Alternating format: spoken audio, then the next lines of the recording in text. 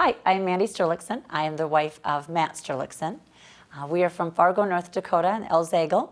And I'm Matt Sterlickson, past potentate Elzagle Shriners, obviously Fargo, North Dakota. And I'm just glad to be here. I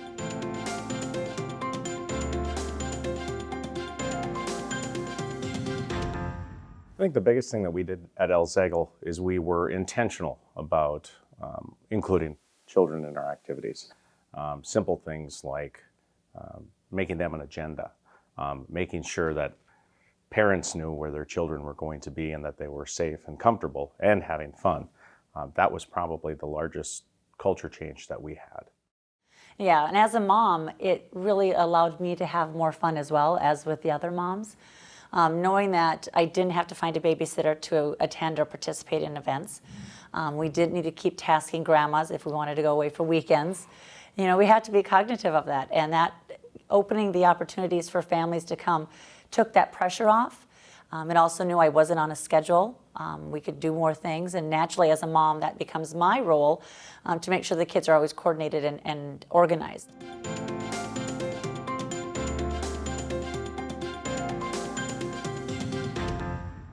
I think the change that we've seen is really parents are more apt to bring their children to events.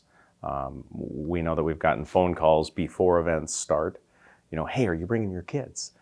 If so, what are we doing with them? You know, and if they know what the agenda is and they know their children are going to be, you know, running in a kids marathon, for example, it makes it a lot easier for them. They can start hyping it up to their kids, and it just makes for a more fun environment for the children to be in. And I think the units get excited. Members of the Shrine get excited to see the kids. There is a certain freshness that kids bring, and they really do bring the natural fun back. So it gives the opportunity for some of our members to bring out their goofy side in an event that would normally be more adultish.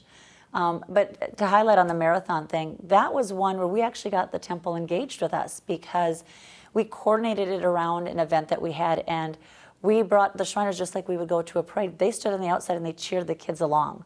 And so it really became kind of a culture that we want to embrace those kids. They are our future. They are what is going to keep us going, and they remind us that we always have to have fun. And if not, they'll force you to have fun.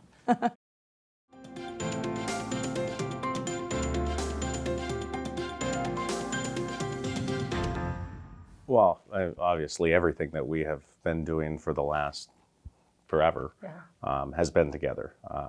I think from a temple perspective, I think the temple has seen us working together. I think they've seen us having fun doing what we do.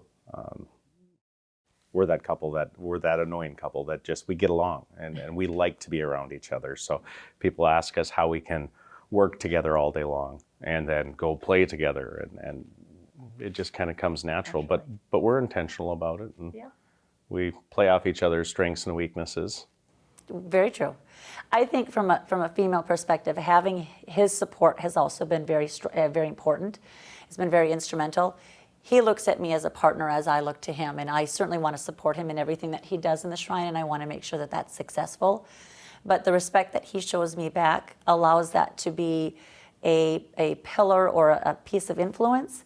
And it helps us when we have, as ladies or as family members, when I present ideas and things to do with the kids, it's received in a much more open and accepting way because he respects my ideas, and they know it's okay that I am your partner. I'm not here to take over. I'm not here to do anything I'm not supposed to. But it's just it increases a different set of respect, I guess. And I think it's been very instrumental in changing, again, that culture with female family involvement to help support the Shrine in general.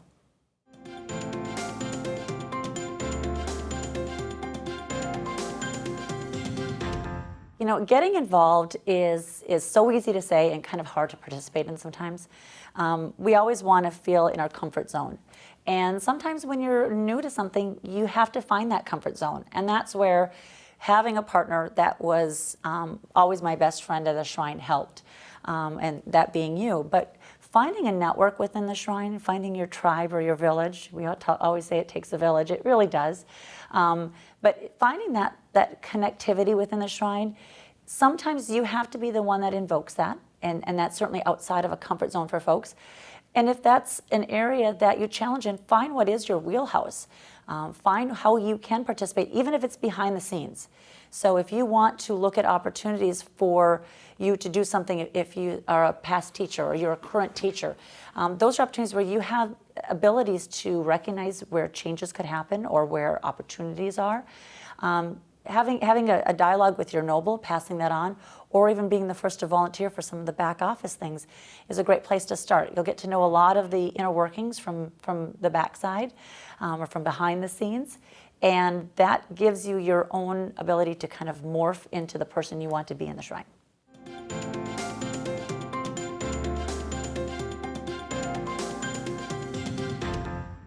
The whole concept of having a mindset change within our organization has been long coming. I mean, it's taken a long time, and we still have a long ways to go.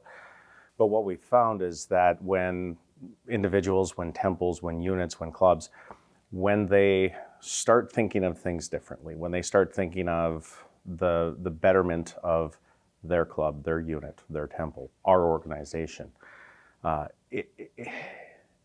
it becomes infectious. I mean, you really can see that they're looking out for what's best for the group. It's not, it's not I'm here to have fun. It's we are here to have fun. And I think that mindset change has really started to take effect in a lot of our organizations.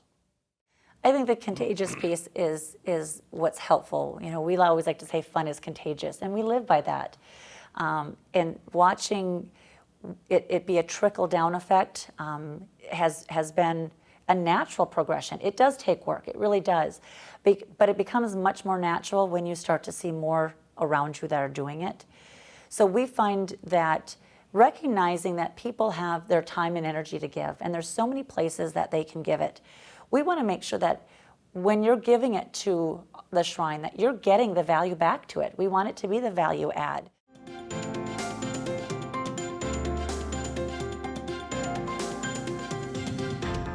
I will live, preach, and die with the statement, fun is contagious. I live it, I believe it. We use the term natural. Things do really come natural. I think naturally we want to be part of something. I think naturally we want to have fun and be included.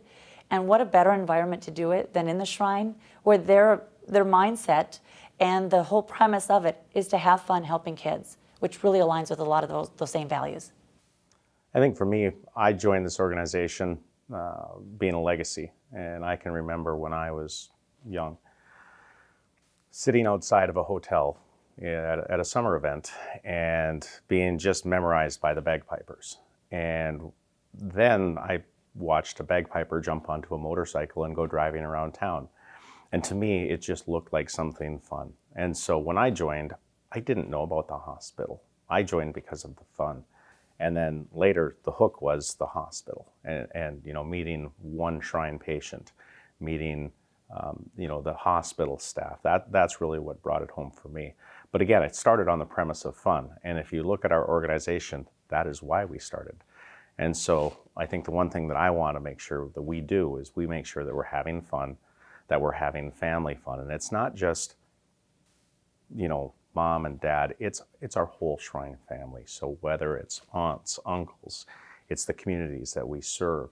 To me, that's our shrine family. It's ever growing, and I just have a lot of joy knowing that our family's getting bigger. Yeah. And that's a wrap.